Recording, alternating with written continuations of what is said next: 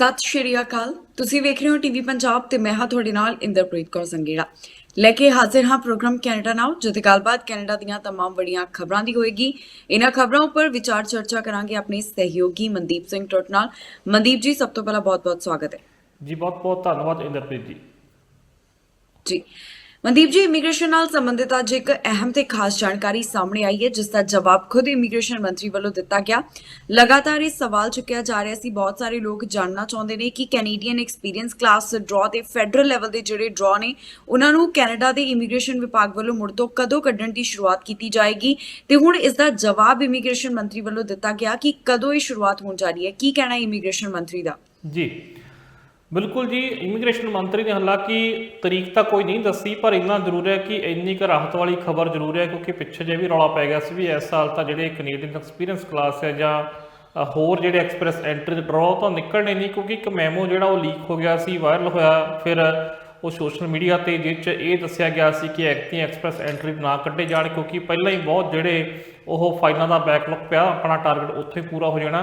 ਸੋ ਉਹਨੂੰ ਲੈ ਕੇ ਕਾਫੀ ਚਿੰਤਾ ਸੀਗੀ, ਪਰ ਇਮੀਗ੍ਰੇਸ਼ਨ ਮੰਤਰੀ ਵੱਲੋਂ ਹਾਲਾਂਕਿ ਥੋੜ੍ਹੇ ਦਿਨ ਪਹਿਲਾਂ ਜਿਹੜਾ ਵਾ ਉਹ ਆਪਣੇ ਨਵੇਂ ਟਾਰਗੇਟ ਵੀ ਉਹਨਾਂ ਨੇ ਦਿੱਤੇ ਆ।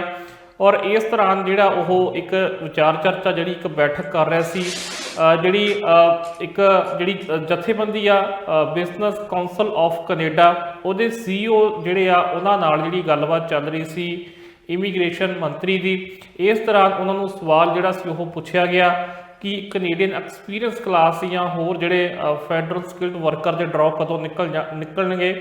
ਤਾਂ ਉਸ ਦੇ ਜਵਾਬ ਵਿੱਚ ਇਮੀਗ੍ਰੇਸ਼ਨ ਮੰਤਰੀ ਨੇ ਕਿਹਾ ਕਿ ਹੁਣ ਬਹੁਤ ਜਲਦੀ ਜਿਹੜੇ ਆ ਇਹ ਡਰਾਅ ਨਿਕਲ ਸਕਦੇ ਨੇ ਔਰ ਨਿਕਲ ਜਾਣਗੇ, ਇਸ ਤਰੀਕੇ ਨਾਲ ਉਹਨਾਂ ਨੇ ਕਿਹਾ, ਪਰ ਉਹਨਾਂ ਨੇ ਕੋਈ ਡੇਟ ਨਹੀਂ ਦਿੱਤੀ। ਉਹਨਾਂ ਨੇ ਇਹ ਵੀ ਕਿਹਾ ਕਿ ਇਸ ਐਕਸਪ੍ਰੈਸ ਐਂਟਰੀ ਨੂੰ ਜਿਹੜਾ ਹੋਰ ਵੀ ਫਲੈਕਸੀਬਲ ਬਣਾਉਣ ਦੀ ਜਿਹੜੀ ਕੋਸ਼ਿਸ਼ ਆ ਉਹ ਕੀਤੀ ਜਾ ਰਹੀ ਹੈ। ਸੋ ਇਹਦੇ ਵਿੱਚ ਇੱਕ ਤਾਂ ਜਿਹੜੀ ਬੈਕਲੌਗ ਖਤਮ ਕਰਨ ਦੀ ਗੱਲ ਕੀਤੀ ਜਾ ਰਹੀ ਹੈ, ਇਸ ਕਰਕੇ ਨਵੇਂ ਡਰਾਅ ਨਹੀਂ ਆ ਰਹੇ, ਪਰ ਇੱਕ ਅਸੀਂ ਦੇਖ ਰਹੇ ਹਾਂ ਕਿ PNP ਸਪੈਸੀਫਿਕ ਤੇ ਡਰਾਅ ਜਿਹੜੇ ਉਹ ਲਗਾਤਾਰ ਕੱਢੇ ਜਾ ਰਹੇ ਨੇ। ਔਰ ਇਹਦੇ ਨਾਲ ਇਹ ਵੀ ਜਿਹੜੀ ਚਰਚਾ ਚੱਲ ਰਹੀ ਆ ਕਿ ਕੁਝ ਜਿਹੜੇ ਬਦਲਾਵ, ਕੁਝ ਸੁਧਾਰ ਜਿਹੜੇ ਆ ਉਹ ਐਕਸਪ੍ਰੈਸ ਐਂਟਰੀ 'ਚ ਹੋ ਸਕਦੇ ਨੇ, ਔਰ ਕੁਝ ਆਕੂਪੇਸ਼ਨ ਬੇਸਡ ਜਿਹੜੇ ਆ ਉਹਦੇ ਉੱਤੇ ਹੁਣ ਇਸ ਵਕਤ ਜਿਹੜੀਆਂ ਫਾਈਲਾਂ 'ਤੇ ਜ਼ਿਆਦਾ ਜ਼ੋਰ ਮੈਨੂੰ ਲੱਗਦਾ ਦਿੱਤਾ ਜਾਊਗਾ, ਕਿਉਂਕਿ ਜਿਹੜਾ PNP ਦਾ ਵੱਧ ਜਿਹੜਾ ਕੋਟਾ ਰੱਖਣ ਦਾ ਮਤਲਬ ਵੀ ਇਹੀ ਸੀ ਕਿ ਸੂਬੇ ਆਪਣੇ ਹਿਸਾਬ ਨਾਲ ਜਿਹੜੇ ਉਹ ਵਰਕਰ ਜਿਹੜੇ ਆ ਉਹਨਾਂ ਨੂੰ PNP ਦੇਣ, ਉਸ ਤੋਂ ਬਾਅਦ ਫਿਰ ਉਹਨਾਂ ਨੂੰ ਐਕਸਪ੍ਰੈਸ ਐਂਟਰੀ ਵਿੱਚ ਜਿਹੜਾ ਉਹ PR ਦਿੱਤੀ ਜਾਵੇਗੀ ਕਿ ਆਪਣੀ ਲੋੜ ਦੇ ਹਿਸਾਬ ਨਾਲ ਜਿਹੜੀ ਪ੍ਰੋਵਿੰਸਸ ਆ ਉਹ ਕਾਮੇ ਚੁਣ ਸਕਦੇ ਆ। ਸੋ ਜਿਹੜੀ ਐਕਸਪ੍ਰੈਸ ਐਂਟਰੀ ਆ ਉਹਦੇ ਵਿੱਚ ਵੀ ਹੁਣ ਇੱਦਾਂ ਹੀ ਲੱਗਦਾ ਕਿ ਜਿਸ ਤਰੀਕੇ ਨਾਲ ਇਮੀਗ੍ਰੇਸ਼ਨ ਮੰਤਰੀ ਕਾਰੋਬਾਰੀਆਂ ਨਾਲ ਗੱਲਬਾਤ ਕਰ ਰਹੇ ਨੇ, ਉਹ ਜਾਂਚ ਰਹੇ ਨੇ ਕਿ ਕਿਹੜੇ ਖੇਤਰ 'ਚ ਕਿਹੋ ਜਿਹੇ ਕਾਮੇ ਚਾਹੀਦੇ ਆ, ਕਿੰਨੇ ਚਾਹੀਦੇ ਆ। ਹੋ ਸਕਦਾ ਕਿ ਉਸ ਹਿਸਾਬ ਨਾਲ ਫਲੈਕਸੀਬਲ ਜਿਹੜੇ ਆ ਉਹ ਆਕੂਪੇਸ਼ਨ ਬੇਸਡ ਜਿਹੜੇ ਡਰਾਅ ਨਿਕਲ ਸਕਣ। ਇਹ ਜਿਹੜੀ ਸਾਰੀ ਵਿਚਾਰ ਚਰਚਾ ਚੱਲ ਰਹੀ ਆ, ਪਰ ਇੰਨਾ ਉਹਨਾਂ ਨੇ ਜ਼ਰੂਰ ਕਿਹਾ ਕਿ ਅਸੀਂ ਇਹ 'ਚ ਸੁਧਾਰ ਜਾਂ ਬਦਲਾਵ ਕਰਨ ਦੀ ਕੋਸ਼ਿਸ਼ ਕਰ ਰਹੇ ਹਾਂ, ਫਲੈਕਸੀਬਲ ਜਿਹੜੇ ਆ ਉਹ ਕਰਨ ਦੀ ਕੋਸ਼ਿਸ਼ ਕਰ ਰਹੇ ਹਾਂ। ਸੋ ਦੇਖਦੇ ਹਾਂ ਕਿ ਇਹ ਤਰੀਕ ਜਿਹੜੀ ਨੇੜੇ ਦੱਸੀ ਜਾ ਰਹੀ ਹੈ ਇਮੀਗ੍ਰੇਸ਼ਨ ਮੰਤਰੀ ਵੱਲੋਂ, ਇਹ ਤਰੀਕ ਕਦੋਂ ਆਉਂਦੀ ਆ ਔਰ ਕਿਸ ਤਰੀਕੇ ਨਾਲ ਬਦਲਾਵ ਕਰਕੇ ਜਿਹੜੇ ਡਰਾਅ ਕੱਢੇ ਜਾਂਦੇ। ਜੀ ਮਨਦੀਪ ਜੀ, ਜਿਸ ਤਰ੍ਹਾਂ ਤੁਸੀਂ ਬੈਕਲੌਗ ਦੀ ਗੱਲ ਕੀਤੀ ਹੈ, ਜਾਣਕਾਰੀ ਅੱਜ ਵੀ ਸਾਹਮਣੇ ਆ ਰਹੀ ਹੈ ਕਿ ਕਾਫੀ ਜ਼ਿਆਦਾ ਜਿਹੜਾ ਹੈ ਉਹ ਬੈਕਲੌਗ ਫਾਈਲਾਂ ਦਾ ਇਕੱਠਾ ਹੋਇਆ ਹੈ। ਇਮੀਗ੍ਰੇਸ਼ਨ ਵਿਭਾਗ ਦਾ ਸਮੇਂ-ਸਮੇਂ ਤੇ ਇਹੀ ਗੱਲ ਕਹਿੰਦਾ ਹੋਇਆ ਦਿਖਾਈ ਦੇ ਰਿਹਾ ਹੈ ਕਿ ਉਹਨਾਂ ਵੱਲੋਂ ਜਲਦ ਇਸ ਦਾ ਨਿਪਟਾਰਾ ਕੀਤਾ ਜਾਏਗਾ। ਮੌਕਾ ਜਿਹੜਾ ਹੈ PR ਦਾ ਕੈਨੇਡਾ ਵਿੱਚ ਪਹਿਲਾਂ ਨੇ ਉਹਨਾਂ ਨੂੰ ਦਿੱਤਾ ਜਾਏਗਾ, ਪਰ ਹੁਣ ਬੈਕਲੌਗ ਦਾ ਜਿਹੜਾ ਲਗਾਤਾਰ ਇਸ ਬਾਰੇ ਜਾਣਕਾਰੀ ਸਾਹਮਣੇ ਆ ਰਹੀ ਹੈ, ਤੇ ਅੱਜ ਕੀ ਇਸ ਬਾਰੇ ਅਪਡੇਟ ਸਾਹਮਣੇ ਆਈ ਹੈ?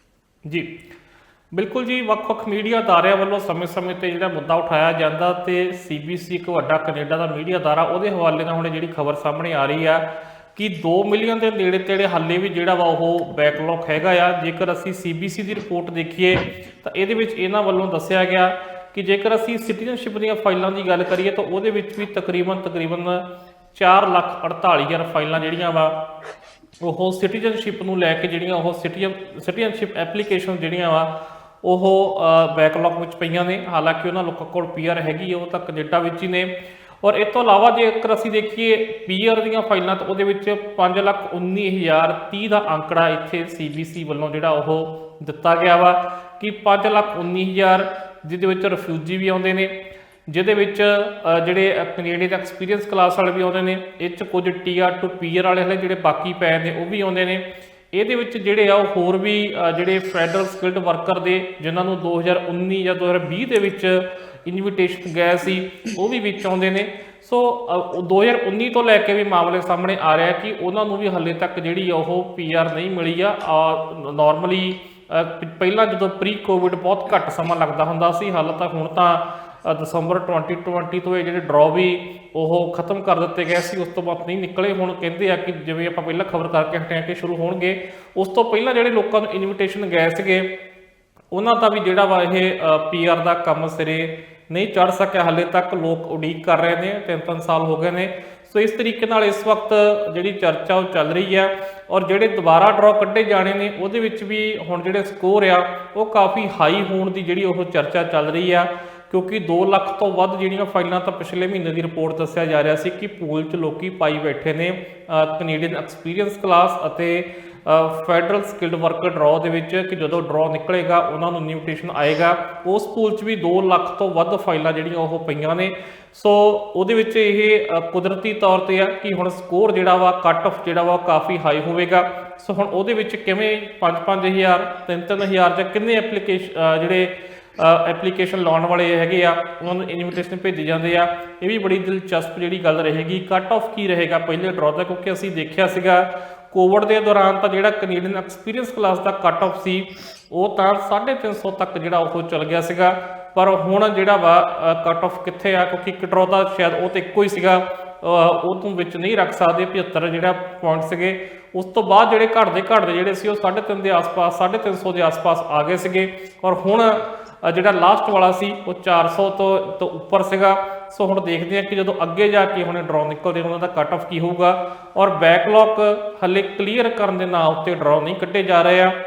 ਬੈਕਲੌਗ ਹਲੇ TR to PR ਦਾ ਵੀ ਪਿਆ ਔਰ ਸਾਡੇ ਕੋਲ ਸਵਾਲ ਜਿਹੜੇ ਆਉਂਦੇ ਆ ਜਿਹੜੇ ਓਪਨ ਵਰਕ ਪਰਮਿਟ ਦੇ ਜਿਹੜੇ ਸਪਾਊਸਲ ਕੇਸ ਆ ਉਹਨਾਂ ਦੀ ਤਾਂ ਕੋਈ ਗਾਰੰਟੀ ਹਲੇ ਨਹੀਂ ਦਿੱਤੀ ਜਾ ਰਹੀ ਆ। PR ਸਪਾਊਸਲ ਕੇਸ ਦੀ ਗੱਲ ਕੀਤੀ ਜਾ ਰਹੀ ਹੈ ਕਿ ਉਹਦੇ ਵਿੱਚ 10 ਤੋਂ 12 ਮਹੀਨੇ ਦਾ ਸਮਾਂ ਜਿਹੜਾ ਵਾ ਉਹ ਲੱਗੇਗਾ।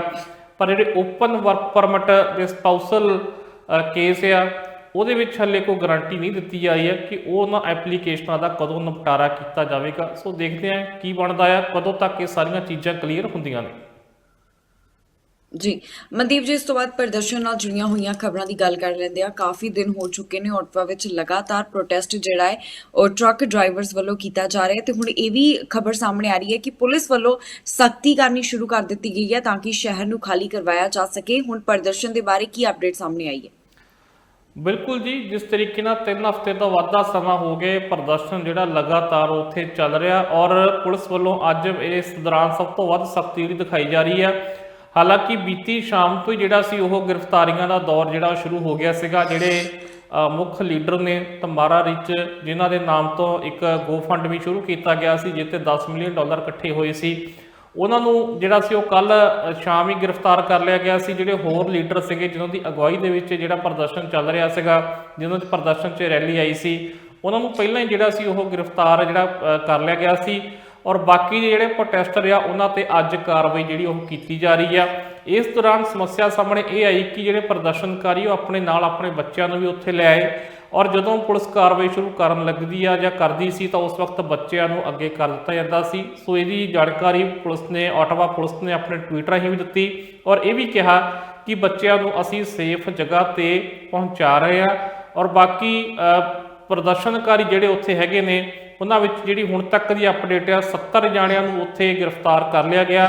ਇਹ ਪਹਿਲਾਂ ਜਾਣਕਾਰੀ ਸਿਰਫ 15 ਤੱਕ ਸੀ ਤੇ ਹੁਣੇ ਗ੍ਰਿਫਤਾਰੀਆਂ ਦੀ ਗਿਣਤੀ ਜਿਹੜੀ ਆ ਉਹ ਤਾਜ਼ਾ ਅਪਡੇਟ ਦੇ ਅਨੁਸਾਰ ਜਿਸ ਵਕਤ ਅਸੀਂ ਇਹ ਪ੍ਰੋਗਰਾਮ ਰਿਕਾਰਡ ਕਰ ਰਹੇ ਹਾਂ 70 ਤੱਕ ਗਿਣਤੀ ਪਹੁੰਚ ਗਈ ਆ। 70 ਗ੍ਰਿਫਤਾਰੀਆਂ ਹੋ ਚੁੱਕੀਆਂ ਨੇ ਤੇ 21 ਜਿਹੜੇ ਵਹੀਕਲ ਨੇ ਉਹ ਟੋ ਕੀਤੇ ਗਏ ਨੇ। ਹਾਲੇ ਵੀ ਕਾਫੀ ਵਹੀਕਲ ਉੱਥੇ ਖੜੇ ਨੇ, ਹੋਰ ਵੀ ਲੋਕ ਹੈਗੇ ਨੇ, ਦੌਰ ਹਲੇ ਜਾਰੀ ਆ। ਸੋ ਇਸ ਦੌਰਾਨ ਜਿਹੜੀ ਪੁਲਿਸ ਆਪਣੀ ਇੱਕ ਜਿਹੜੀ ਲਾਈਨ ਫਾਰਮ ਕਰਕੇ ਸਾਹਮਣੇ ਖੜੀ ਹੋ ਜਾਂਦੀ ਹੈ ਪ੍ਰਦਰਸ਼ਨਕਾਰੀਆਂ ਦੇ ਔਰ ਇਹ ਵੀ ਮੌਕਾ ਦਿੰਦੀ ਹੈ ਕਿ ਜਿਹੜੇ ਜਾਣਾ ਉਹ ਜਾ ਸਕਦਾ ਆ ਔਰ ਜੇਕਰ ਤੁਸੀਂ ਨਹੀਂ ਜਾਂਦੇ ਤਾਂ ਫਿਰ ਤੁਹਾਨੂੰ ਜਿਹੜੀਆਂ ਉਹ ਗ੍ਰਿਫਤਾਰੀਆਂ ਉਹ ਦੇਣੀਆਂ ਪੈਣਗੀਆਂ ਔਰ ਉਸ ਤੋਂ ਬਾਅਦ ਤੁਹਾਡੇ ਤੇ ਚਾਰਜ ਵੀ ਲੱਗਣਗੇ, ਜੁਰਮਾਨੇ ਵੀ ਹੋ ਸਕਦੇ ਆ, ਹੋਰ ਵੀ ਜਿਹੜੀਆਂ ਸਜ਼ਾਵਾਂ ਰੱਖੀਆਂ ਗਈਆਂ ਨੇ ਉਹ ਹੋ ਸਕਦੀਆਂ ਨੇ। ਸੋ ਉਸ ਤੋਂ ਬਾਅਦ ਬਹੁਤ ਸਾਰੇ ਪ੍ਰਦਰਸ਼ਨਕਾਰੀਆਂ ਨੇ ਰਿਫਿਊਜ਼ ਕਰ ਦਿੱਤਾ ਕਿ ਉਹ ਨਹੀਂ ਜਾਣਗੇ, ਜਿਸ ਤੋਂ ਬਾਅਦ ਇਹ ਗ੍ਰਿਫਤਾਰੀਆਂ ਹੋ ਰਹੀਆਂ ਨੇ ਔਰ ਹੁਣ ਤੱਕ ਕਿਸੇ ਦੇ ਵੀ ਜ਼ਖਮੀ ਹੋਣ ਦੀ ਕੋਈ ਖਬਰ ਨਹੀਂ ਆਈ ਆ। ਇੱਕ ਪੁਲਿਸ ਅਧਿਕਾਰੀ ਦੇ ਜ਼ਖਮੀ ਹੋਣ ਦੀ ਖਬਰ ਆਈ ਆ ਪਰ ਉਹ ਮਾਈਨਰ ਇੰਜਰੀ ਦੱਸੀ ਜਾ ਰਹੀ ਆ ਔਰ ਪੁਲਿਸ ਦਾ ਕਹਿਣਾ ਕਿ ਛੋਟੀਆਂ ਸੱਟਾਂ ਦੀ ਤੇ ਇਲਾਜ ਚੱਲ ਰਿਹਾ। ਬਾਕੀ ਕਿਸੇ ਵੀ ਹੋਰ ਤਰੀਕੇ ਦੀ ਕੋਈ ਹਿੰਸਾ ਦੀ ਖਬਰ ਸਾਹਮਣੇ ਨਹੀਂ ਆਈ ਹੈ ਔਰ ਨਾ ਕਿਸੇ ਪ੍ਰਦਰਸ਼ਨਕਾਰੀ ਦੇ ਜ਼ਖਮੀ ਹੋਣ ਦੀ ਖਬਰ ਸਾਹਮਣੇ ਆਈ ਆ। ਪਰ ਐਂ ਲੱਗਦਾ ਕਿ ਹੁਣ ਜਲਦ ਪੁਲਿਸ ਜਿਹੜੀ ਆ ਜਿਸ ਤਰੀਕੇ ਨਾਲ ਕਾਰਵਾਈ ਕਰ ਰਹੀ ਆ ਜਲਦੀ ਜਿਹੜਾ ਵਾ ਉੱਥੇ, ਕਿਉਂਕਿ ਇਸ ਵਕਤ ਉੱਥੇ ਮੌਸਮ ਵੀ ਖਰਾਬ ਹੋਇਆ, ਸਨੋ ਵੀ ਪਈ ਹੋਈ ਆ ਔਰ ਅਸੀਂ ਇੱਕ ਥਾਂ ਤੇ ਦੇਖ ਵੀ ਰਹੇ ਸੀ ਕਿ ਕੁਝ ਇੱਕ ਟਵੀਟ ਦੇ ਵਿੱਚ ਦੇਖ ਰਿਹਾ ਸੀ, ਇੱਕ ਜਰਨਲਿਸਟ ਦਾ ਟਵੀਟ ਸੀਗਾ ਜਿਸ 'ਚ ਉਹਨਾਂ ਨੇ ਵੀਡੀਓ ਪਾਈ ਸੀ ਕਿ ਸਨੋ ਇਕੱਠੀ ਕਰਕੇ ਇੱਕ ਵਾਲ ਜੀ ਤਿਆਰ ਕੀਤੀ ਜਾ ਰਹੀ ਸੀ ਤਾਂ ਕਿ ਪੁਲਿਸ ਦੀ ਗਤੀ ਜਿਹੜੀ ਆ ਉਹ ਘਟਾਈ ਜਾਵੇ। ਸੋ ਆਪਣੇ ਵੱਲੋਂ ਪ੍ਰਦਰਸ਼ਨ ਜਾਰੀ ਕਰਨ ਲਈ ਹਰ ਵਾਰ ਲਾਈ ਜਾ ਰਹੀ ਆ, ਪਰ ਪੁਲਿਸ ਦੀ ਉੱਥੇ ਗਿਣਤੀ ਹੁਣ ਬਹੁਤ ਜ਼ਿਆਦਾ ਆ ਔਰ ਪੁਲਿਸ ਆਪਣਾ ਕੰਮ ਉੱਥੇ ਕਰ ਰਹੀ ਹੈ, ਗ੍ਰਿਫਤਾਰੀਆਂ ਕਰ ਰਹੀ ਹੈ ਤੇ ਲੱਗਦਾ ਕਿ ਜਲਦ ਉਹ ਇਹ ਸਾਰੇ ਇਲਾਕੇ ਨੂੰ ਖਾਲੀ ਕਰਵਾ ਲਵੇਗੀ। ਜੀ ਬਿਲਕੁਲ ਮਨਦੀਪ ਜੀ, ਪੁਲਿਸ ਵੱਲੋਂ ਆਪਣਾ ਕੰਮ ਕੀਤਾ ਜਾ ਰਿਹਾ ਹੈ ਜਿਸ ਦੀ ਜਾਣਕਾਰੀ ਉਹ ਖੁਦ ਵੀ ਦਿੰਦੇ ਹੋਏ ਨਜ਼ਰ ਆ ਰਹੇ ਨੇ। ਪਰ ਦੂਜੇ ਪਾਸੇ ਹੁਣ ਇਹ ਵੀ ਜਾਣਨਾ ਚਾਹੁੰਦੇ ਆ ਕਿ ਜੋ ਗ੍ਰਿਫਤਾਰੀਆਂ ਹੋਈਆਂ, ਜਿਹੜੇ ਪ੍ਰਦਰਸ਼ਨ ਕਰਨ ਵਾਲਿਆਂ ਨੂੰ ਗ੍ਰਿਫਤਾਰ ਕੀਤਾ ਗਿਆ, ਇਸ ਬਾਰੇ ਸਿਆਸੀ ਲੀਡਰ ਕੀ ਕਹਿ ਰਹੇ ਨੇ? ਬਿਲਕੁਲ ਜੀ, ਪਾਰਲੀਮੈਂਟ ਦੇ ਵਿੱਚ ਸਰਕਾਰ ਨੂੰ ਤਿੱਖੇ ਸਵਾਲ ਹੋ ਰਹੇ ਨੇ, ਖਾਸ ਕਰਕੇ ਕੰਜ਼ਰਵੇਟਿਵ ਜਿਹੜੇ ਨਵੇਂ ਲੀਡਰ ਨੇ, ਕਾਰਜਕਾਰੀ ਲੀਡਰ, ਉਹ ਬਹੁਤ ਤਿੱਖੇ ਸਵਾਲ ਕਰ ਰਹੇ ਨੇ ਜਸਟਿਨ ਟਰੂਡੋ ਸਰਕਾਰ ਨੂੰ। ਨਾਲ ਉਹ ਐਨਡੀਪੀ ਪਾਰਟੀ ਨੂੰ ਵੀ ਕੱਲ੍ਹ ਘੇਰਦੇ ਨਜ਼ਰ ਆਏ ਸੀ। ਕੁਝ ਤਿੱਖੇ ਜਿਹੜੇ ਬੋਲ ਜਿਹੜੇ ਸੀ ਉਹ ਜਗਮੀਤ ਸਿੰਘ ਤੇ ਜਿਹੜੇ ਨਵੇਂ ਲੀਡਰ ਨੇ ਕੰਜ਼ਰਵੇਟਿਵ ਦੇ ਉਹਨਾਂ ਦੇ ਵਿਚਕਾਰ ਹੋਏ ਸੀਗੇ। ਸੋ ਗ੍ਰਿਫਤਾਰੀਆਂ ਨੂੰ ਲੈ ਕੇ ਜਿਹੜਾ ਸੀ ਉਹ ਸਵਾਲ ਖੜੇ ਕੀਤੇ ਜਾ ਰਹੇ ਸੀਗੇ ਔਰ ਐਮਰਜੈਂਸੀ ਐਕਟ ਉੱਤੇ ਜਿਹੜੀ ਲਗਾਤਾਰ ਉਹ ਚਰਚਾ ਹੋ ਰਹੀ ਸੀ। ਐਮਰਜੈਂਸੀ ਐਕਟ ਦੇ ਉੱਤੇ ਕੰਜ਼ਰਵੇਟਿਵ ਇਸ ਐਕਟ ਨੂੰ ਲਾਗੂ ਕਰਨ ਦਾ ਵਿਰੋਧ ਕਰ ਰਹੀ ਆ, ਜਦਕਿ ਕਿਤਨਾ ਕਿਤੇ ਲਿਬਰਲ ਪਾਰਟੀ ਸੀ ਉਹ ਸਾਰੀ ਖੜ ਕੇ ਇਸ ਦੇ ਨੂੰ ਜਿਹੜਾ ਉਹ ਡਿਫੈਂਡ ਕਰ ਰਹੀ ਸੀ ਕਿ ਇਹਦੀ ਬਹੁਤ ਲੋੜ ਸੀ ਔਰ ਸਿਰਫ ਤੇ ਜਿੱਥੇ ਲੋੜ ਹੈ ਉੱਥੇ ਵਰਤਣ ਦੀ ਗੱਲ ਕੀਤੀ ਜਾ ਰਹੀ ਆ। ਔਰ ਇਹਦੇ ਨਾਲ ਕਿਤਨਾ ਕਿਤੇ ਜਗਮੀਤ ਸਿੰਘ ਨੇ ਵੀ ਇਹਦੀ ਹਮਾਇਤ ਜਿਹੜੀ ਇਸ ਪਾਸੇ ਜ਼ਰੂਰ ਦਿੱਤੀ ਆ। ਪਰ ਜੇਕਰ ਅਸੀਂ ਅੱਜ ਇਹਨਾਂ ਗ੍ਰਿਫਤਾਰੀਆਂ ਦੀ ਗੱਲ ਕਰੀਏ ਤਾਂ ਇਹਦੇ ਉੱਤੇ ਵੀ ਸਰਕਾਰ ਵੱਲੋਂ ਬਿਆਨ ਜਿਹੜਾ ਉਹ ਦਿੱਤਾ ਗਿਆ। ਜਿਹੜੇ ਡਿਪਟੀ ਪ੍ਰਧਾਨ ਮੰਤਰੀ ਨੇ ਕ੍ਰਿਸਟੀਆ ਫਰੀਲੈਂਡ, ਉਹਨਾਂ ਵੱਲੋਂ ਬਿਆਨ ਦਿੱਤਾ ਗਿਆ ਔਰ ਉਹਨਾਂ ਨੇ ਇਹ ਗ੍ਰਿਫਤਾਰੀਆਂ ਨੂੰ ਵੀ ਡਿਫੈਂਡ ਕੀਤਾ। ਉਹਨਾਂ ਨੇ ਕਿਹਾ ਕਿ ਇਹ ਬਹੁਤ ਜ਼ਰੂਰੀ ਸੀ ਕਿਉਂਕਿ ਉਹਨਾਂ ਨੇ ਕਿਹਾ ਕਿ ਇਸ ਪ੍ਰਦਰਸ਼ਨ ਕਾਰਨ, ਪਹਿਲਾਂ ਤਾਂ ਉਹਨਾਂ ਨੇ ਇਹਨੂੰ ਇਲੀਗਲ ਪ੍ਰਦਰਸ਼ਨ ਕਿਹਾ ਔਰ ਇਹਦੇ ਨਾਲ ਉਹਨਾਂ ਨੇ ਇਹ ਕਿਹਾ ਕਿ ਇਹਦੇ ਨਾਲ ਜਿਹੜੀ ਇਕਨੋਮੀ ਆ ਉਹ ਜਿਹੜੀ ਆ ਉਹਨੂੰ ਨੁਕਸਾਨ ਹੋ ਰਿਹਾ, ਜੌਬਸ ਖਤਰੇ 'ਚ ਪੈ ਸਕਦੀਆਂ ਨੇ ਔਰ ਕੈਨੇਡੀਅਨਸ ਜਿਹੜੇ ਆ ਉਹ ਪਰੇਸ਼ਾਨ ਨੇ। ਇਸ ਕਰਕੇ ਉਹਨਾਂ ਨੇ ਕਿਹਾ ਕਿ ਇਸ ਪ੍ਰਦਰਸ਼ਨ ਨੂੰ ਖਤਮ ਕਰਨਾ ਜ਼ਰੂਰੀ ਹੈ ਤੇ ਇਸ ਕਰਕੇ ਇਹ ਗ੍ਰਿਫਤਾਰੀਆਂ ਹੋ ਰਹੀਆਂ ਨੇ। ਸੋ ਸਰਕਾਰ ਵੱਲੋਂ ਇਹ ਜਿਹੜੀਆਂ ਗ੍ਰਿਫਤਾਰੀਆਂ ਹੋ ਰਹੀਆਂ ਨੇ ਇਸ ਨੂੰ ਜਿਹੜਾ ਉਹ ਡਿਫੈਂਡ ਕੀਤਾ ਗਿਆ। ਜੀ ਸੋ ਮਨਦੀਪ ਜੀ, ਇੱਕ ਇਹ ਵੀ ਖਬਰ ਸਾਹਮਣੇ ਆ ਰਹੀ ਹੈ ਕਿ ਐਨਡੀਪੀ ਲੀਡਰ ਜਗਮੀਤ ਸਿੰਘ ਤੇ ਨਸਲੀ ਹਮਲਾ ਹੋਇਆ ਹੈ। ਇਸ ਬਾਰੇ ਕੀ ਜਾਣਕਾਰੀ ਸਾਹਮਣੇ ਆ ਰਹੀ ਹੈ ਕਿ ਇਹ ਹਮਲਾ ਕਿਸ ਵੱਲੋਂ ਕੀਤਾ ਗਿਆ? ਜੀ ਬਿਲਕੁਲ ਜੀ, ਜਗਮੀਤ ਸਿੰਘ ਜਿਹੜੇ ਆ ਇਸ ਪ੍ਰਦਰਸ਼ਨ ਦੇ ਵਿਰੋਧ 'ਚ ਲਗਾਤਾਰ ਬੋਲ ਰਹੇ ਨੇ ਪਾਰਲੀਮੈਂਟ ਦੇ ਵਿੱਚ ਵੀ ਔਰ ਇਹ ਜਿਹੜਾ ਕਨਵੇ ਹੈ ਇਹਦੇ ਜਿਹੜੇ ਲੀਡਰ ਨੇ ਉਹਨਾਂ ਵਿੱਚੋਂ ਜਿਹੜੇ ਕੁਝ ਖਾਸ ਬੰਦੇ ਆਗੂ ਨੇ, ਉਹਨਾਂ ਵਿੱਚੋਂ ਇੱਕ ਵਿਅਕਤੀ ਨੇ ਆਪਣੇ YouTube ਚੈਨਲ ਉੱਤੇ ਜਿਹੜਾ ਜਗਮੀਤ ਸਿੰਘ ਉੱਤੇ ਨਸਲੀ ਟਿੱਪਣੀਆਂ ਜਿਹੜੀਆਂ ਉਹ ਕੀਤੀਆਂ ਨੇ, ਜਿਹਦੇ ਵਿੱਚ ਜਗਮੀਤ ਸਿੰਘ ਬਾਰੇ ਉਹਨਾਂ ਨੇ ਚਰਚਾ ਕਰਦਿਆਂ ਇਹ ਕਿਹਾ ਕਿ ਜਗਮੀਤ ਸਿੰਘ ਜਿਹੜੇ ਆ ਉਹਨਾਂ ਨੂੰ ਉਹਨਾਂ ਦੀ ਆਪਣੀ ਕੰਟਰੀ ਵਿੱਚ ਜਿਹੜਾ ਉਹ ਅੱਤਵਾਦੀ ਜਿਹੜਾ ਉਹ ਕਿਹਾ ਜਾਂਦਾ ਆ ਔਰ ਉਹ ਖਾਸ ਤੌਰ ਤੇ ਉਹ ਕਹਿੰਦੇ ਕਿ ਭਾਰਤ ਨੇ ਇਹ ਕਿਹਾ ਹੋਇਆ ਕਿ ਜਗਮੀਤ ਸਿੰਘ ਜਿਹੜੇ ਇੰਡੀਆ ਨਹੀਂ ਆ ਸਕਦੇ। ਹਾਲਾਂਕਿ ਜਗਮੀਤ ਸਿੰਘ ਬਾਰੇ ਇਹ ਜਿਹੜੀ ਜ਼ਿਕਰ ਦੱਸ ਦਈਏ ਕਿਉਂਕਿ ਉਹਨਾਂ ਦਾ ਕਹਿਣਾ ਇਹ ਸੀ ਕਿ ਜਗਮੀਤ ਸਿੰਘ ਭਾਰਤ ਤੋਂ ਆਏ ਨੇ, ਪਰ ਜਗਮੀਤ ਸਿੰਘ ਦਾ ਜਿਹੜਾ ਜਨਮ ਹੈ ਉਹ ਇੱਥੇ ਕੈਨੇਡਾ ਵਿੱਚ ਹੀ ਜਿਹੜਾ ਸੀ ਉਹ ਅੰਟਾਰੀਓ 'ਚ ਸਕਾਰਬੋ ਇਲਾਕੇ ਵਿੱਚ ਉਹਨਾਂ ਦਾ ਜਨਮ ਹੋਇਆ ਸੀ ਤੇ ਉਹ ਕੈਨੇਡਾ ਦੇ ਹੀ ਜੰਪਲ ਨੇ ਔਰ ਇਸ ਦੌਰਾਨ ਐਨਡੀਪੀ ਦੇ ਲੀਡਰ ਨੇ। ਸੋ ਜਗਮੀਤ ਸਿੰਘ ਨੂੰ ਨਿਸ਼ਾਨਾ ਬਣਾਇਆ ਗਿਆ, ਬਾਕੀ ਐਨਡੀਪੀ ਪਾਰਟੀ ਨੂੰ ਨਿਸ਼ਾਨਾ ਬਣਾਇਆ ਗਿਆ ਔਰ ਇਸੇ ਦੌਰਾਨ ਹੀ ਇੱਕ ਵੀਡੀਓ ਦੇ ਵਿੱਚ ਜਿਹੜਾ ਸੀ ਉਸੇ ਵਿਅਕਤੀ ਵੱਲੋਂ ਵੱਖ-ਵੱਖ ਥਾਵਾਂ ਤੇ ਜਿਹੜਾ ਪੰਜਾਬੀ ਜਾਂ ਸਿੱਖ ਭਾਈਚਾਰਾ ਆ ਉਹਨੂੰ ਹੋਰਨਾਂ ਇੰਡਸਟਰੀ ਦੇ ਵਿੱਚ ਵੀ ਜਿਹੜਾ ਉਹਨਾਂ ਦੀ ਕੰਮ ਦੀ ਪੈਠ ਵੱਧ ਰਹੀ ਹੈ ਉਹਦੇ ਤੇ ਵੀ ਨਿਸ਼ਾਨਾ ਬਣਾਇਆ ਗਿਆ, ਜਿਸ 'ਚ ਉਹਨਾਂ ਵੱਲੋਂ ਕਿਹਾ ਗਿਆ ਕਿ ਜਿਹੜੀ ਕੰਸਟਰਕਸ਼ਨ ਦੀ ਇੰਡਸਟਰੀ ਆ ਜਾਂ ਟਰੱਕਿੰਗ ਇੰਡਸਟਰੀ ਆ ਇਹਦੇ ਉੱਤੇ ਇਹਨਾਂ ਲੋਕਾਂ ਵੱਲੋਂ ਜਾਂ ਸਿੱਖਸ ਵੱਲੋਂ ਉਹਨਾਂ ਵੱਲੋਂ ਸ਼ਬਦ ਵਰਤਿਆ ਗਿਆ ਕਿ ਇਹ ਓਵਰਟੇਕ ਕਰ ਰਹੇ ਨੇ, ਕਬਜ਼ਾ ਕਰ ਰਹੇ ਨੇ ਔਰ ਜਿਹੜੇ ਕੈਨੇਡੀਅਨਸ ਨੇ ਹੋਰ ਜਿਹੜੇ ਆ ਉਹਨਾਂ ਦੀਆਂ ਜੌਬਸ ਜਿਹੜੇ ਆ ਉਹ ਖਾ ਰਹੇ ਨੇ ਜਾਂ ਉਹ ਲੋਸਟ ਕਰ ਰਹੇ ਨੇ ਇਹਨਾਂ ਕੋਲ ਆਪਣੀਆਂ ਜੌਬਸ। ਸੋ ਇਸ ਤਰੀਕੇ ਨਾਲ ਜਿਹੜਾ ਉਹਨਾਂ ਵੱਲੋਂ ਇੱਕ ਪੂਰੇ ਭਾਈਚਾਰੇ ਦੇ ਖਿਲਾਫ ਵੀ ਇਸ ਤਰੀਕੇ ਦੀ ਗੱਲਬਾਤ ਕੀਤੀ ਗਈ ਆ ਜਿਹੜੇ ਪੈਟ ਕਿੰਗ ਨੇ ਔਰ ਜਗਮੀਤ ਸਿੰਘ ਦੇ ਖਿਲਾਫ ਵੀ ਜਿਹੜੇ ਉਹ ਵਾਧਾ ਟਿੱਪਣੀਆਂ ਜਾਂ ਨਸਲੀ ਟਿੱਪਣੀਆਂ ਅਸੀਂ ਕਹਿ ਸਕਦੇ ਹਾਂ ਕੀਤੀਆਂ ਗਈਆਂ ਨੇ।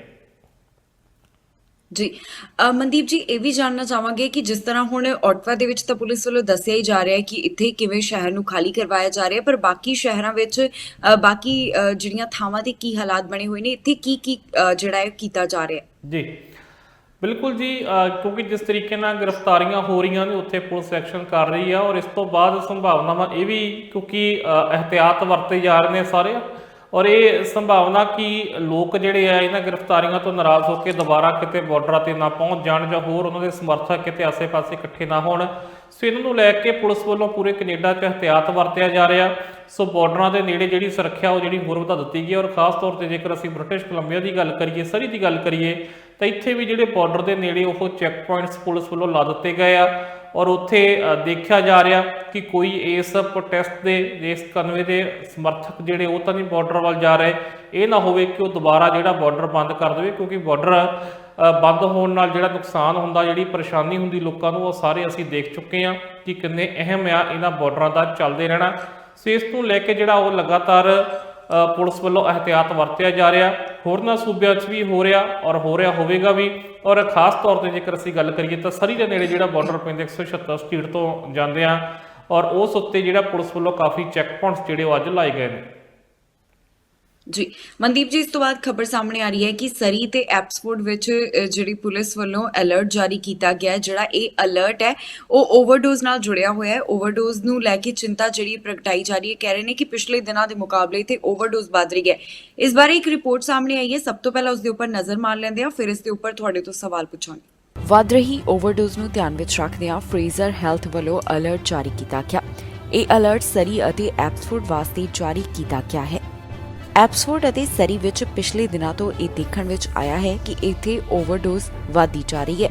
ਇਸ ਬਾਰੇ ਫਰੇਜ਼ਰ ਹੈਲਥ ਦਾ ਕਹਿਣਾ ਹੈ ਕਿ ਇਹ ਓਵਰਡੋਜ਼ ਕਈ ਸਬਸਟੈਂਸਸ ਅਤੇ ਓਪੀਓਇਡ ਨਾਲ ਜੁੜੀ ਹੋਈ ਹੈ।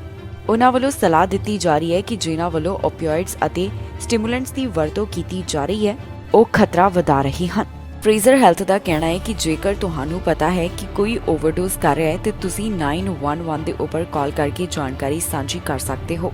ਇਸ ਤੋਂ ਇਲਾਵਾ ਫਰੇਜ਼ਰ ਹੈਲਥ ਵੱਲੋਂ ਕੁਝ ਐਪਸ ਦੇ ਬਾਰੇ ਵੀ ਦੱਸਿਆ ਗਿਆ ਹੈ ਜਿਸ ਦੀ ਮਦਦ ਲਈ ਜਾ ਸਕਦੀ ਹੈ। ਉਹਨਾਂ ਵੱਲੋਂ ਵੈਬਸਾਈਟ ਦੇ ਉੱਪਰ ਵੀ ਸਾਰੀ ਇਨਫੋਰਮੇਸ਼ਨ ਸਾਂਝੀ ਕੀਤੀ ਗਈ ਹੈ ਕਿ ਕਿਵੇਂ ਓਵਰਡੋਜ਼ ਦੇ ਨਾਲ ਨਿਪਟਿਆ ਜਾਵੇ। ਇਸ ਦੌਰਾਨ ਨੈਸ਼ਨਲ ਓਵਰਡੋਜ਼ ਰਿਸਪੌਂਸ ਸਰਵਿਸ ਦਾ ਨੰਬਰ ਵੀ ਜਾਰੀ ਕੀਤਾ ਗਿਆ ਹੈ ਜਿਸ ਦੇ ਉੱਪਰ ਸੰਪਰਕ ਕੀਤਾ ਜਾ ਸਕਦਾ ਹੈ। ਇਹ ਨੰਬਰ ਹੈ 1888688677। ਵੱਧ ਰਹੀ ਜੀ ਮਨਦੀਪ ਜੀ, ਜਿਸ ਤਰ੍ਹਾਂ ਅਸੀਂ ਰਿਪੋਰਟ ਦੇ ਵਿੱਚ ਦੇਖਿਆ ਕਿ ਓਵਰਡੋਜ਼ ਨੂੰ ਲੈ ਕੇ ਚਿੰਤਾ ਪ੍ਰਗਟਾਈ ਜਾ ਰਹੀ ਹੈ, ਦੱਸਿਆ ਜਾ ਰਿਹਾ ਹੈ, ਪੁਲਿਸ ਵੱਲੋਂ ਅਲਰਟ ਵੀ ਕੀਤਾ ਜਾ ਰਿਹਾ ਹੈ ਤੇ ਹੁਣ ਇਹ ਜਾਣਨਾ ਚਾਹਾਂਗੇ ਓਵਰਡੋਜ਼ ਜਿਹੜਾ ਹੈ ਉਹ ਕਾਫੀ ਜ਼ਿਆਦਾ ਚਿੰਤਾ ਦਾ ਵਿਸ਼ਾ ਬਣਿਆ ਹੋਇਆ ਹੈ। ਇਸ ਬਾਰੇ ਰਿਪੋਰਟ ਵੀ ਸਮੇਂ-ਸਮੇਂ ਤੇ ਪੇਸ਼ ਕੀਤੀ ਜਾਂਦੀ ਹੈ ਤੇ ਹੁਣ ਇਸ ਬਾਰੇ ਕੀ ਵਿਚਾਰ ਨੇ? ਜੀ ਬਿਲਕੁਲ ਜੀ, ਕਿਉਂਕਿ BC ਦੇ ਵਿੱਚ ਜੇਕਰ ਅਸੀਂ ਦੇਖਿਆ ਤਾਂ ਓਵਰਡੋਜ਼ ਦੀ ਜਿਹੜੀ ਰਿਪੋਰਟ ਆਈ ਆ ਪਿਛਲੇ ਸਾਲ ਦੀ 2021 ਦੀ, ਉਹ ਬਹੁਤ ਜਿਹੜੀ ਦਿਲ ਕਬਾਊ ਸੀ ਕਿਉਂਕਿ ਉਹਦੇ ਵਿੱਚ 2200 ਤੋਂ ਵੱਧ ਮੌਤਾਂ ਜਿਹੜੀਆਂ ਉਹ ਇੱਕ ਸਾਲ ਦੇ ਵਿੱਚ ਹੋਈਆਂ ਸਿਰਫ ਓਵਰਡੋਜ਼ ਨਾਲ। ਔਰ ਜੇਕਰ ਅਸੀਂ ਗੱਲ ਕਰੀਏ ਤਾਂ ਕੋਵਿਡ ਨਾਲ ਵੀ ਇੰਨੀਆਂ ਮੌਤਾਂ ਨਹੀਂ ਹੋਈਆਂ ਇੱਕ ਸਾਲ ਦੇ ਵਿੱਚ ਔਰ ਇਸ ਤੋਂ ਅੱਧੀਆਂ ਵੀ ਨਹੀਂ ਹੋਈਆਂ ਹੋਣੀਆਂ ਜਿੰਨੀਆਂ ਮੌਤਾਂ ਇੱਕ ਸਾਲ ਦੇ ਵਿੱਚ ਓਵਰਡੋਜ਼ ਨਾਲ ਹੋਈਆਂ ਨੇ। ਸੋ ਇੱਕ ਵੱਡੀ ਬਿਮਾਰੀ ਬਣ ਕੇ ਉੱਭਰੀ ਆ। 2020 ਦੇ ਵਿੱਚ 1700 ਦੇ ਕਰੀਬ ਜਿਹੜੀਆਂ ਇਹ ਮੌਤਾਂ ਹੋਈਆਂ ਸੀ, 1750 ਸ਼ਾਇਦ 1767 ਆંકੜਾ ਸੀਗਾ 2020 ਦਾ ਔਰ ਇਹ ਆંકੜਾ ਵੱਧ ਕੇ 2224 ਤੱਕ ਪਹੁੰਚ ਜਾਂਦਾ ਹੈ 2021 ਵਿੱਚ। ਸੋ ਇਹਨੂੰ ਲੈ ਕੇ ਵੱਖ-ਵੱਖ ਸਿਆਸਤਦਾਨਾਂ ਨੂੰ ਜਿਹੜੇ ਉਹ ਲਗਾਤਾਰ ਸਵਾਲ ਕੀਤੇ ਜਾਂਦੇ ਨੇ ਔਰ ਸਰਕਾਰਾਂ ਨੂੰ ਸਵਾਲ ਕੀਤੇ ਜਾਂਦੇ ਨੇ। ਸੋ ਇਹਨੂੰ ਲੈ ਕੇ ਹੁਣ ਸਰਕਾਰਾਂ ਹਾਲਾਂਕਿ ਬਹੁਤ ਸਮੇਂ ਤੋਂ ਟਰਾਈ ਕਰ ਰਹੀਆਂ ਨੇ ਕਿ ਕੁਛ ਨਾ ਕੁਛ ਇਹਦੇ ਵਿੱਚ ਕੀਤਾ ਜਾਵੇ, ਪਰ ਹਾਲੇ ਤੱਕ ਇਹਦਾ ਕੋਈ ਅਸਰ ਹੁੰਦਾ ਨਹੀਂ ਦਿਖ ਰਿਹਾ ਕਿਉਂਕਿ ਸੜਕਾਂ ਤੇ ਉਸ ਤਰੀਕੇ ਦਾ ਜਿਹੜਾ ਸਟਰੀਟ ਡਰੱਗ ਵਿਕ ਰਿਹਾ ਉਹ ਬੇਹੱਦ ਘਾਤਕ ਜਿਹੜਾ ਇਸ ਵਕਤ ਜਿਹੜਾ ਖਾਸ ਤੌਰ ਤੇ ਇੱਕ ਅੱਗੇ ਪਦਾਰਥ ਨਾਲ ਆ ਰਿਹਾ ਫੈਂਟਾਨਿਲ, ਉਹਦਾ ਬਹੁਤ ਜ਼ਿਆਦਾ ਘਾਤਕ ਅਸਰ ਹੋ ਰਿਹਾ। ਸੋ ਇਹਨੂੰ ਦੇਖਦੇ ਹੋਏ ਕਦਮ ਜਿਹੜਾ ਚੁੱਕਿਆ ਗਿਆ ਔਰ ਖਾਸ ਤੌਰ ਤੇ ਮੈਟਰੋ ਵੈਨਕੂਵਰ ਦੇ ਵਿੱਚ, ਔਰ ਇਹ ਜਿਹੜੀ ਖਬਰ ਤੁਸੀਂ ਸਰੀ ਐਪਸਫੋਰਡ ਨਾਲ ਸੰਬੰਧਿਤ ਦੱਸੀ ਆ, ਇੱਥੇ ਵੀ ਕਾਫੀ ਇਹੋ ਜਿਹੇ ਮਾਮਲੇ ਸਾਹਮਣੇ ਆਉਂਦੇ ਨੇ। ਪਰ ਜੇਕਰ ਅਸੀਂ ਦੇਖੀਏ ਤਾਂ ਪੂਰੇ ਮੈਟਰੋ ਵੈਨਕੂਵਰ ਦੇ ਵਿੱਚ ਹੀ ਇਹ ਸਮੱਸਿਆ ਜਿਹੜੀ ਆ ਉਹ ਬਹੁਤ ਗੰਭੀਰ ਬਣੀ ਹੋਈ ਹੈ। ਸੋ ਇਹਨੂੰ ਲੈ ਕੇ ਪਾਰਲੀਮੈਂਟ ਦੇ ਵਿੱਚ NDP ਦੇ ਜਿਹੜੇ ਮੈਂਬਰ ਪਾਰਲੀਮੈਂਟ ਨੇ ਉਹਨਾਂ ਨੇ ਜਿਹੜਾ ਉੱਥੇ ਸਵਾਲ ਕੀਤਾ ਟਰੂਡੋ ਸਰਕਾਰ ਨੂੰ, ਲਿਬਰਲ ਸਰਕਾਰ ਨੂੰ ਕਿ ਇਸ ਸੰਬੰਧੀ ਕੀ ਕੀਤਾ ਜਾ ਰਿਹਾ। ਸੋ ਉੱਧਰੋਂ ਜਵਾਬ ਵੀ ਦਿੱਤਾ ਗਿਆ ਪਰ ਹਾਲੇ ਤੱਕ ਕੋਈ ਠੋਸ ਐਲਾਨ ਇੱਦਾਂ ਦਾ ਨਹੀਂ ਕੀਤਾ ਗਿਆ। ਜੇ ਕੀਤੇ ਵੀ ਗਏ ਨੇ ਤਾਂ ਅਸੀਂ ਇਹ ਕਹਿ ਸਕਦੇ ਹਾਂ ਕਿ ਠੋਸ ਨਤੀਜਾ ਦੇਖਣ ਨੂੰ ਨਹੀਂ ਮਿਲਿਆ ਕਿਉਂਕਿ ਇਹ ਲਗਾਤਾਰ ਜਿਹੜੀ ਉਹ ਮੌਤਾਂ ਦੀ ਦਰ BC ਵਿੱਚ ਵੱਧ ਰਹੀ ਆ। ਪਹਿਲਾਂ ਜਿਹੜਾ ਰਿਕਾਰਡ ਸੀ ਉਹ 176 177 ਤੱਕ ਦਾ ਸੀਗਾ ਕਿ ਮਹੀਨੇ ਦੀਆਂ 176 ਤੇ 177 ਮੌਤਾਂ ਹੁੰਦੀਆਂ ਨੇ, ਪਰ ਹੁਣ ਇਹ ਆંકੜਾ ਵੱਧ ਕੇ ਜਿਹੜਾ ਨਵੰਬਰ ਤੇ ਦਸੰਬਰ ਦਾ ਸੀ ਉਹ 200 ਤੋਂ ਪਾਰ ਕਰ ਗਿਆ ਸੀ। ਸੋ ਬੜੀ ਚਿੰਤਾਜਨਕ ਗੱਲ ਹੈ ਕਿ ਵੱਡੀ ਗਿਣਤੀ 'ਚ ਲੋਕਾਂ ਦੀ ਮੌਤ ਜਿਹੜੀ ਆ ਓਵਰਡੋਜ਼ ਨਾਲ ਹੋ ਰਹੀ ਆ, ਜਿਹਨੂੰ ਲੈ ਕੇ ਸਰਕਾਰਾਂ ਇਸ ਨੂੰ ਠੱਲਣ ਦੀ ਕੋਸ਼ਿਸ਼ ਕਰ ਰਹੀਆਂ ਨੇ।